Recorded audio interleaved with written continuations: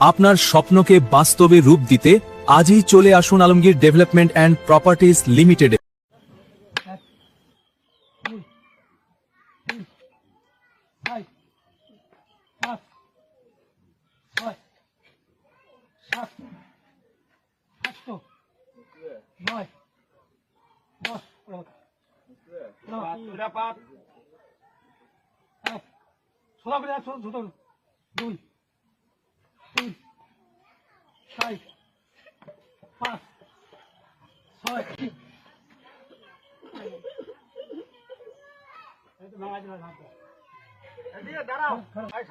তুমি মাফ করতে